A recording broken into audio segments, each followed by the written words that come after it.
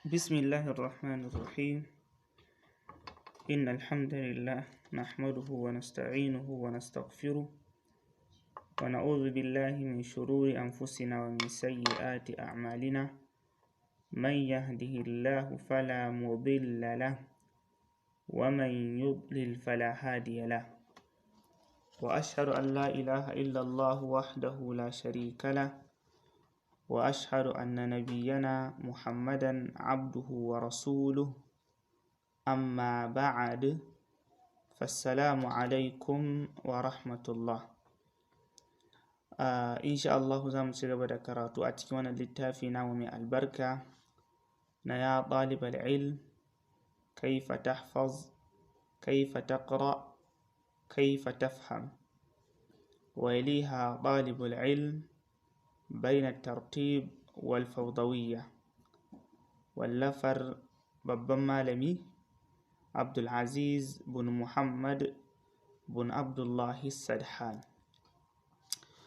wanda kuma wannan shine darasinmu na 30 a cikin wannan littafi, wanda kuma muna cikin babi da yake magana akan ta yaya mutum zai yi hadda, wanda a cikin wannan babi akwai abubuwa guda 13.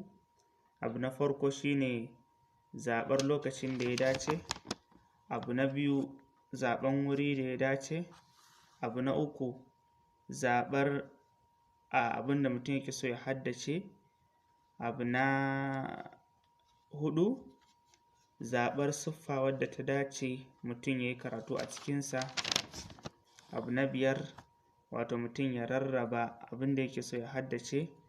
Abu na shida, mutum shine ya dinga amfani da nuskha guda ɗaya.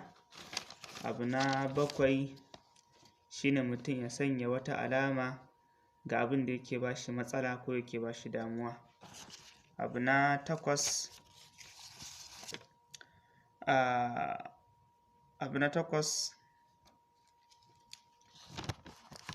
abu na tara shine wato mutum ya saba wa kansa hadda da kuma ƙin yanke ita wannan haddar. Sai abu na 10, wanda shine wanda za mu tashi a kansa yau, wanda yake so ya ji gabaki ɗaya waɗannan abubuwa da aka tattauna a cikinsu, zai nemi tun daga darasi na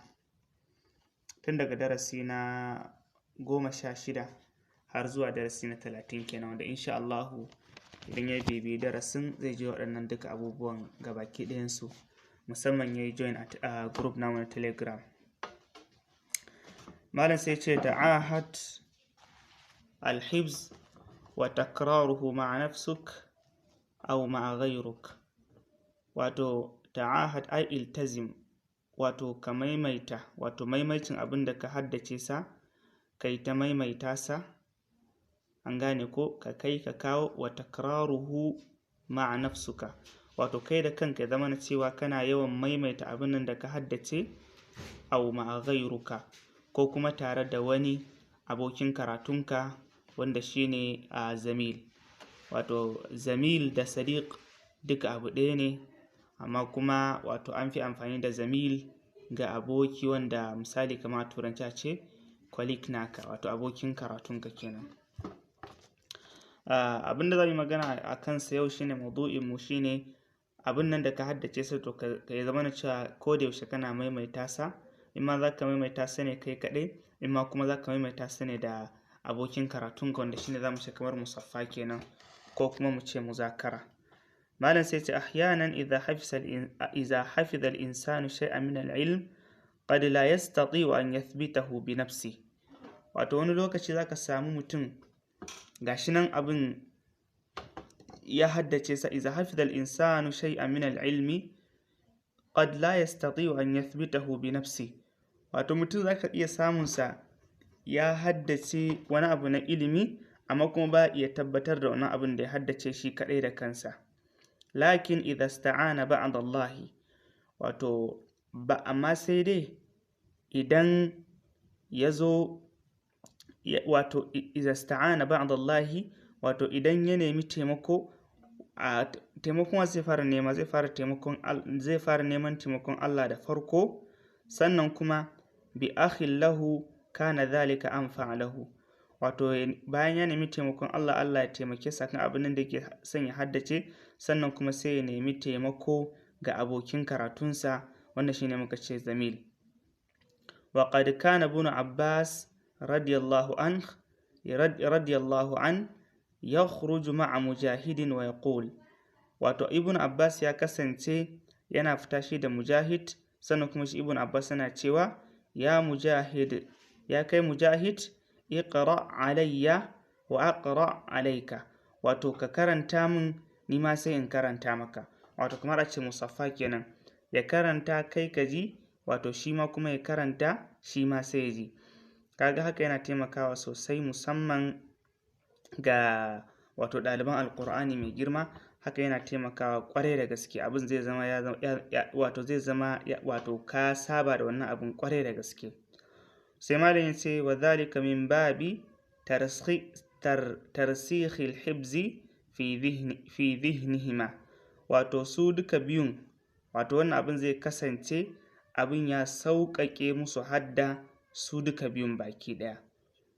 fa iza alimta min ikhwanika man yu'inuka ala al-hibzi wa tattafiqu wa tansajimu ma'ahu fi sifatin mushtarika, wato idan kai mai karatu ka sani daga cikin ‘yan uwanka akwai wanda zai taimaka maka akan abin da kake so kai hadda, wa tattafiqu, sannan kuma kuna kamanceceniya da wani abu da shi, wato yana ɗauke da wasu abubuwa da kuka yi ittifaki da shi.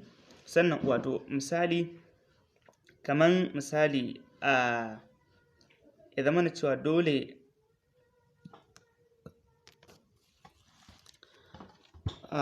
watansajimu ma'ahu fi sifatin mushtarika, wato abin da ake nufi zama na cewa wato kuna da ɗan misali kamanceceniya a halayyar ku. Wato misali abin da ake nufi a nan wajen, kamar misali bayan da za a yi ɗalibin ilimi, misali ya zama na cewa abokinsa ko kuma ce abokin da suke tare da shi a koyaushe ya zama na cewa shi kuma bai damu da ilimi ba ko kuma baya zuwa makaranta.